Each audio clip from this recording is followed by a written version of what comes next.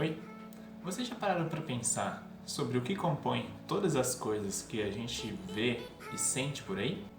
Bom, tudo que existe é composto por pequenos bloquinhos que a gente chama de átomo. E esses átomos eles podem se agrupar, se juntar com outros átomos e formar coisas que nós chamamos de substâncias. Substâncias é um dos assuntos da aula de hoje.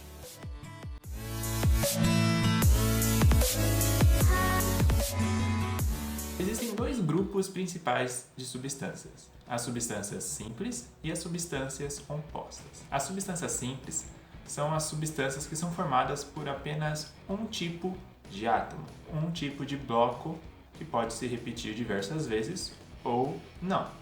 Por exemplo, o ar que eu inspiro, que o meu pulmão utiliza, é o oxigênio. Esse oxigênio ele tem a fórmula O2, ou seja, só tem oxigênio nessa forma. E por conter apenas oxigênio, ele é categorizado como uma substância simples. Outro tipo de substância simples é a camada de ozônio, que é formada por 3 átomos de oxigênio.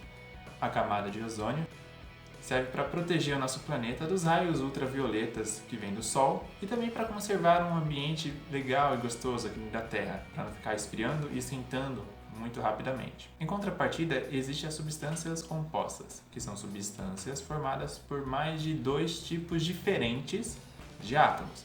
Por exemplo, lembra quando a gente inspira o ar? A gente utiliza uma substância simples que é o oxigênio? Então, quando a gente expira, nós liberamos o gás carbônico. O gás carbônico é um composto formado por átomos diferentes, que é um carbono e 2 oxigênios. Outros tipos de substâncias que você pode usar para não esquecer que é composta é a água, que é formada por 2 átomos de hidrogênio e um átomo de oxigênio.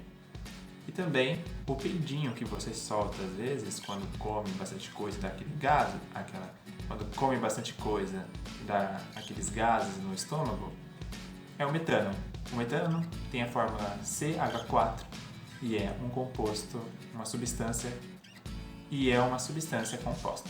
Conforme essas substâncias simples e compostas se interagem umas com as outras, elas tendem a formar misturas. Essas misturas também podem ser classificadas em 2 diferentes grupos. O primeiro grupo que a gente vai falar são das misturas homogêneas. A palavra homogênea significa que é algo igual, que você não consegue diferenciar etapas diferentes em uma mistura. Por exemplo, esse copo com água, você consegue verificar as coisas que está diluído dentro dessa água? Não, né? Eu também não. Por mais que essa água contenha outros elementos, como sódio, como potássio diluído, ou seja, os sais minerais que compõem a água, nós não conseguimos ver.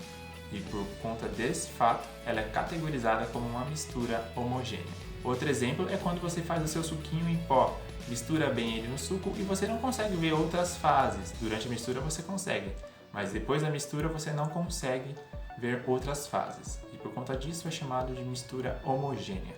Já as misturas heterogêneas são misturas que você consegue ver diferentes fases no decorrer da mistura. Veja só um exemplo bem prático que você pode fazer aí na sua casa. No momento que eu pego um soluto, que aqui eu estou usando... No momento que eu pego um soluto, como o açúcar, e jogo ele dentro de um copo com água, veja o que acontece. Ele fica acumulado no fundo. Veja que aqui tem 2 fases diferentes, portanto eu posso classificar ela como uma mistura heterogênea.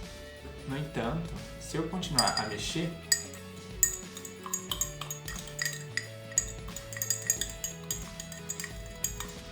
a mistura volta a ser homogênea. Mas se eu continuar colocando açúcar aqui dentro, vai ter um momento que a água não vai conseguir mais diluir todas as moléculas de açúcar que eu vou colocar aqui. E vai ter 2 fases, o açúcar embaixo e a água em cima, como aconteceu antes. Sabe o que é legal?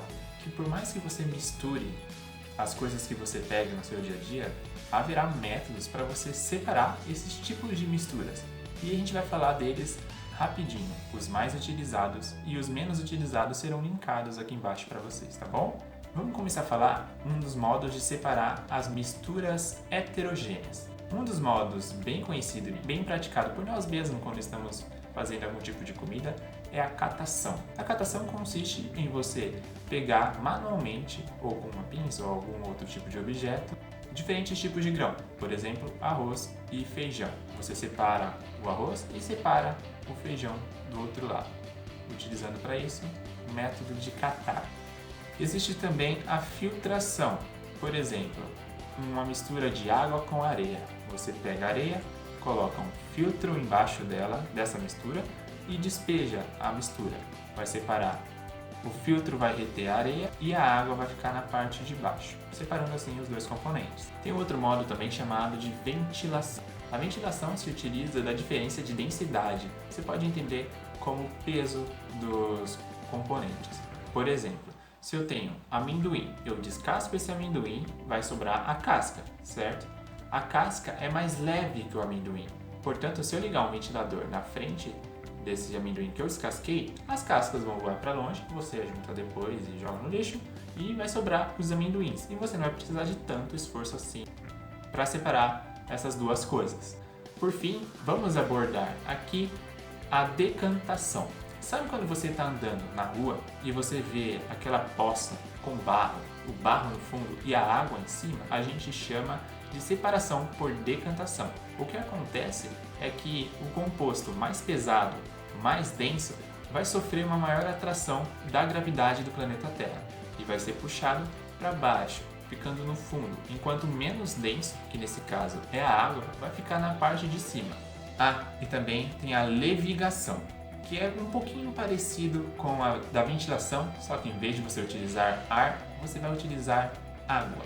Mas e quando você tem misturas homogêneas que são de uma única fase? Você não vai conseguir filtrar um suco e vai conseguir segurar o pó, vai? Não, você não vai. O que você precisa fazer? Há diferentes métodos para separar esses tipos de misturas.